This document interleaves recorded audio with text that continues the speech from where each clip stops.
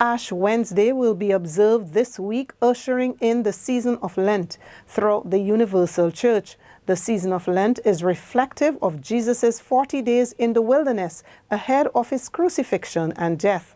Lent is observed under the pillars of prayer, fasting, and almsgiving. We are now joined by Sister Juanita Berkeley to discuss Lenten preparation and commitment. Sister Juanita, what would you say to Catholic faithfuls? What would you say to those who want to come back into that season at this time of the year? Lent is, in its definition, a season of joy, new life, hope, and positive development. The word Lent means officially spring.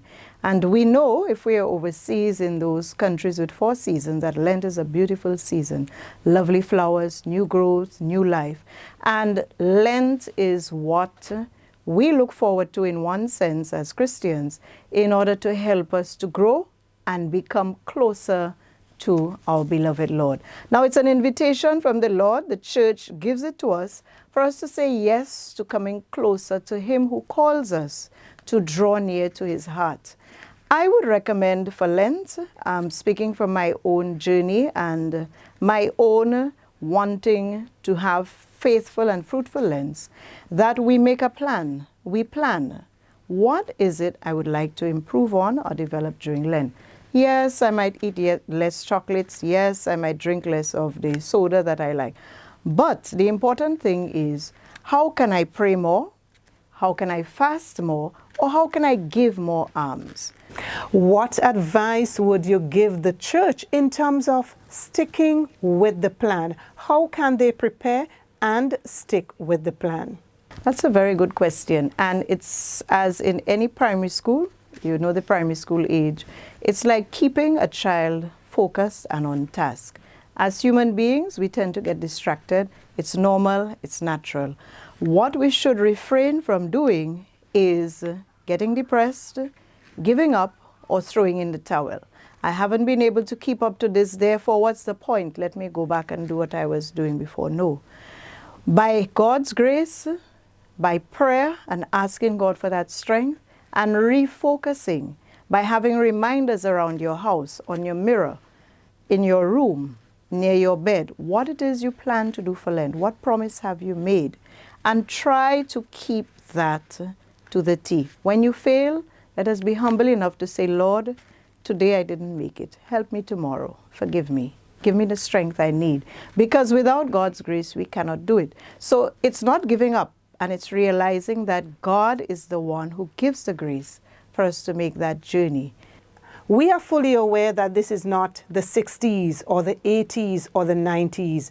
The distractions are many. Sister, how would you like to advise parents and guardians in terms of keeping that momentum and spirit of prayer in the home? There is a lot more to quote-unquote fight against, and there is a lot more that we are exposed to bombarding us every day. The noise, the activity, the demands, it can be a lot. And therefore, to keep that momentum, we must make a sacred space.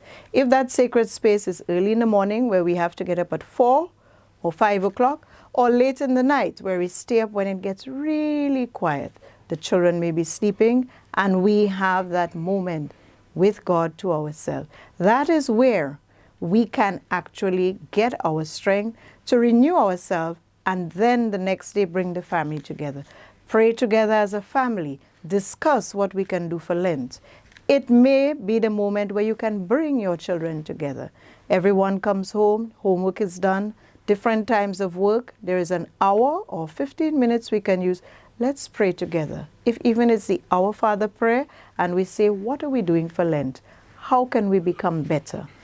What key advice would you give to Catholics, to those who observe Lent, in terms of remaining faithful to the process? For me, when I look at it, in the journey that Jesus made in the wilderness, it is a beautiful symbolism of the Christian journey to getting closer to God. The saints have made those journeys in many ways. The giving up, the going into the wilderness, is really denying myself, denying ourselves of what we love, of what takes up all of our time and attention, and what puts a barrier or wall between me and God.